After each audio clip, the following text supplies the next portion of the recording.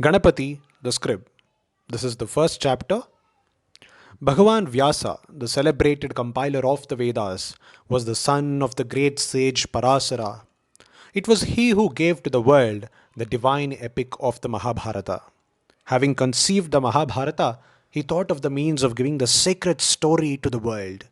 He meditated on Brahma, the creator, who manifested himself before him. Vyasa saluted him with bowed head and folded hands and prayed, Lord, I have conceived an excellent work, but cannot think of one who can take it down to my dictation. Brahma extolled Vyasa and said, O sage, invoke Ganapati and beg him to be your amanuensis.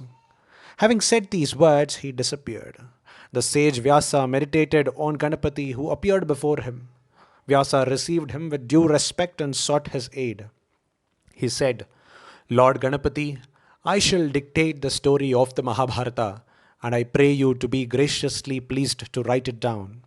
Ganapati replied, Very well, I shall do as you wish, but my pen must not stop while I am writing. So you must dictate without pause or hesitation. I can only write on this condition. Vyasa agreed, guarding himself, however, with a counter stipulation. Be it so, but you must first grasp the meaning of what I dictate before you write it down. Ganapati smiled and agreed to the condition. Then the sage began to sing the story of the Mahabharata. He would occasionally compose some complex stanzas which would make Ganapati pause a while to get at the meaning, and Vyasa would avail himself of this interval to compose many stanzas in his mind. Thus, the Mahabharata came to be written by Ganapati to the dictation of Vyasa. It was before the days of printing, when the memory of the learned was the sole repository of the books. Vyasa first taught the great epic to his son, the sage Sukha. Later, he expounded it to many other disciples. Were it not so, the book might have been lost to future generations. Tradition has it that the Narada told the story of the Mahabharata to the Devas, while the Sukha taught it to the Gandharvas, the Rakshasas, and Yakshas. It is well known that the virtuous and learned Vaisampayana, one of the chief disciples of Vyasa, revealed the epic for the benefit of humanity. Janamajaya, the son of the great king Parikshit, conducted a great sacrifice in the course of which Vaisampayana narrated the story at the request of the former. Afterwards, the story, as told by Vaisampayana, was recited by Sutta in the forest of Naimisa to an assembly of sages under the lead of Rishi Saunaka. Sutta addressed the assembly. He said, I had the great fortune to hear the story of the Mahabharata composed by Vyasa to teach humanity the dharma and the other ends of life. I should like to narrate it to you. At these words, the ascetics eagerly gathered around him. Sutta continued, I heard the main story of the Mahabharata and the episodic tales contained therein told by Vaisampayana at the sacrifice conducted by King Janmajaya. Afterwards, I made an extensive pilgrimage to various sacred places and also visited the battlefield where the great battle described in the epic was fought. I have now come here to meet you all.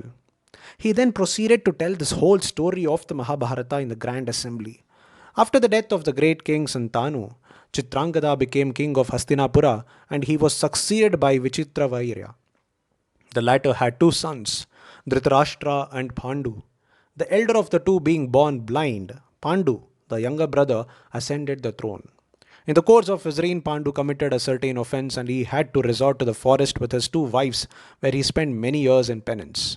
During their stay in the forest, the two wives of Pandu, Kunti and Madri, gave birth to five sons who became well known as the five Pandavas. Pandu passed away while they were still living in the forest. The sages brought up the five Pandavas during their early years. When Yudhishthira, the eldest of all, attained the age of 16, the rishis led them all back to Hastinapura and entrusted them to the old grandsire Bhishma. In a short time, the Pandavas gained mastery over the Vedas and the Vedanta, as well as over the various arts, especially pertaining to the Kshatriyas. The Kauravas, the sons of the blind Dhritarashtra, became jealous of the Pandavas and tried to injure them in various ways. Finally, Bhishma, the head of the family, intervened to bring about some mutual understanding and peace between them. Accordingly, the Pandavas and the Kauravas began to rule separately from the respective capitals of Indraprastha and Hastinapura. Sometime later, there was a game of dice between the Kauravas and Pandavas according to the then prevailing Kshatriya code of honor. Shakuni, who played on behalf of the Kauravas, defeated Yudhishthira. As a result, the Pandavas had to be in exile for a period of 13 years. They left the kingdom, went to the forest with their devoted wife Draupadi. According to the conditions of the game, the Pandavas spent 12 years in the forest, the 13th year incognito. When they returned and demanded of Duryodhana their parental heritage, the latter, who had in the meanwhile usurped the kingdom, refused to return it. War followed as a consequence. The Pandavas defeated Duryodhana and regained their patrimony. The Pandavas ruled the kingdom for 36 years.